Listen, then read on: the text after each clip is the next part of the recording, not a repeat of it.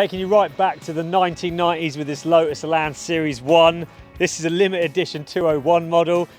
It takes me personally right back because I used to play the Lotus Challenge game in the 90s on the Sega Mega Drive, so this brings back some serious nostalgia. Granted, I've never actually driven a real one until now, actually. Probably only seen 6 of these in the whole years I've been here. You don't see many of them about. Absolute iconic car. But the audio system was well overdue an upgrade. All the speakers were completely perished, and the customer wanted an upgraded head unit in the front, but didn't want it to look too ostentatious. It wanted it to kind of fit in with the dashboard, but still wanted DAB, Bluetooth, and things like USB connectivity. So we've gone with a Blaupunkt head unit because they seem to make the best looking radios that are more period to the dash. Enough about me talking about it. Get inside and we'll show you what actually it looks like. After you. Now the speakers, as I mentioned, were completely perished. That's what happens on these older speakers in 80s and 90s. The actual cone becomes completely detached from the rest of the speaker. So naturally it sounded absolutely abysmal. So it wasn't really an upgrade per se. It was actually getting it back to how it should have sounded when the car was new. Now we put new front speakers in and rear speakers. So you've got a 4-inch speaker in the front, 5-inch speaker behind you. We've gone for Audison Primus front and rear.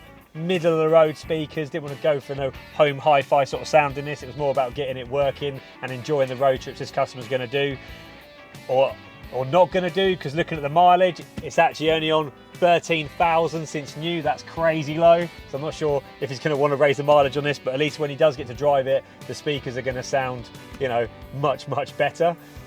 Now, as you can see from the head unit, it looks absolutely in keeping with this dashboard. Brilliant. I mean, if you know the Blaupunkt Frankfurts from old, as in the 80s, you'll know that this orange line here represents a card that you actually slide in and out. That's just a beauty panel just to make it look like the original Frankfurt. And then behind the cassette flap is actually a micro SD, USB and an aux input. Look at that. But it looks like a cassette player, but it gives you all the mod cons of the 2024 technology.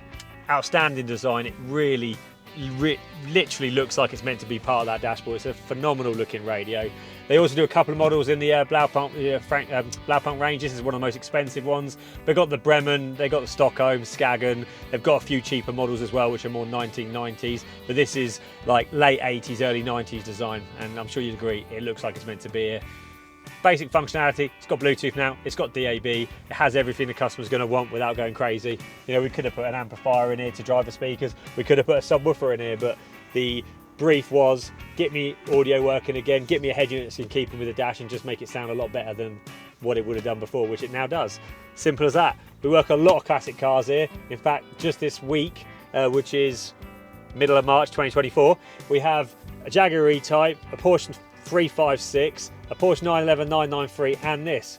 So it's springtime, all the classics are coming out now, ready for summer. So if you've got a classic and you want to bring it up to today's standards, now the weather's getting better so you can use it in summer, give us a shout. This is our YouTube channel. You can contact us on info@johnkleis.com. You can drop us a WhatsApp message using the number on our website, easy as that.